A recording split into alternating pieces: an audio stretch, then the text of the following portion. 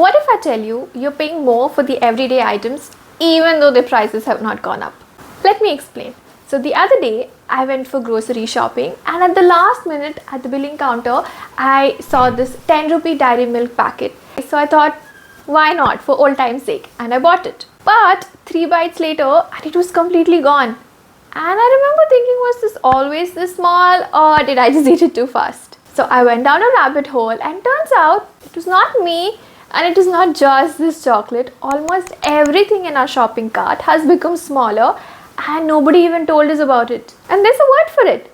It's called shrinkflation. But how does this even work? Let's go back to the 1980s. American Airlines was struggling with rising costs, and their CEO is looking at the cost items, trying to figure out how to make this work. He notices something weird. Turns out they were serving salads to all the first class passengers with 3 olives. But more often than not, almost 1 olive was always left behind. So he came up with an idea. Why not serve 2 instead of 3 olives? Turns out with this small change, they ended up saving almost $40,000 back then. That's equal to almost $100,000 today. So they did that. They served 2 olives instead of 3 to the passengers. Passengers didn't really notice, or it didn't really matter to them. They ate their salads anyway.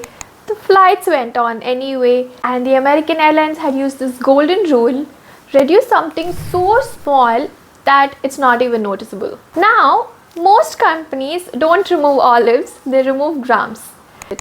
Maggie, the ultimate comfort food. That 10 rupee packet used to be about 100 grams, and now it's only about 40. And the iconic Parle-G biscuits that a lot of Indians grew up with. Back then, for 5 rupees, we would get 100 grams, and now it's just about 60 grams. Same size, same wrapper, just a little less inside. So why does this work? Because our brains are wired to notice the price changes. Imagine you have a favorite chocolate, and let's say the price increases from 50 rupees to 60 rupees.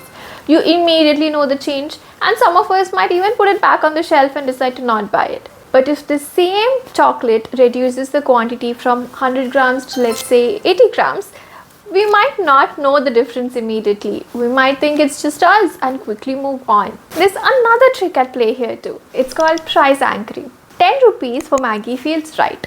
It's the number that we've seen for so long. So it's anchored in our brain like it's normal. So even when the quantity reduces, we are still comforted by seeing 10 rupees on the packet, and without checking for the quantity, we see the price and we just buy it. And in India, these price points are sacred. 5 rupee, 10 rupees, 15 rupees, 20 rupees. So what do? They keep prices the same and shrink the product instead. So now you must be thinking, that's very sneaky, but isn't it obvious? How can we not notice such a huge change? The thing is, it happens very gradually. And another clever thing that they do is with the brilliant packaging. They use the indentation trick. You know those jars which have dimples at the bottom? They basically reduce the quantity that can be stored in the jars by almost 20%. Or the shape shifting bars. You know how they become taller and slimmer, so that when we look at it, at the first glance, we don't really realize that the volume has reduced from before. Chips packets. Oh, don't even get started about how much air there is in some of these brands. But sometimes shrinkflation goes very far and it backfires. So you know the Toblerone chocolate, how it has the shape of mountains in it. So in 2016, to reduce the quantity, they decided to increase the gaps between each mountain which is there in the chocolate packet.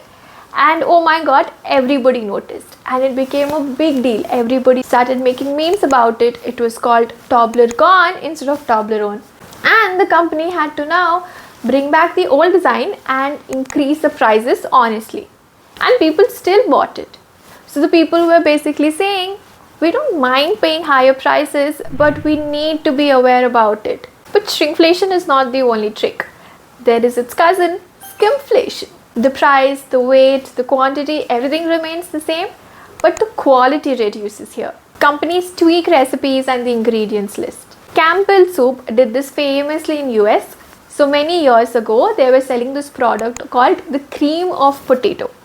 And basically, when you looked at the ingredient list in the back, the first ingredient was potato. Now, many years later, if you check, the first ingredient becomes water and the second ingredient becomes potato. Basically, potato has been demoted for the cream of potato soup. The problem with skimflation is it's very difficult to measure quality as such. You just have the feeling that something is off, but there's nothing really concrete to prove it. Now, why do the companies do it? Are they really that bad? Honestly, they do have a reason because of their input costs. Packaging, the raw material, fuel, everything fluctuates and the prices increases. So either they have to increase the price of the final product and risk losing customers, or they have to reduce the quantity for the same price point. The only problem here is because they don't do it openly, it feels like a very sneaky trick. So how are all the countries handling this? Different countries handle it differently. Japan takes it very seriously.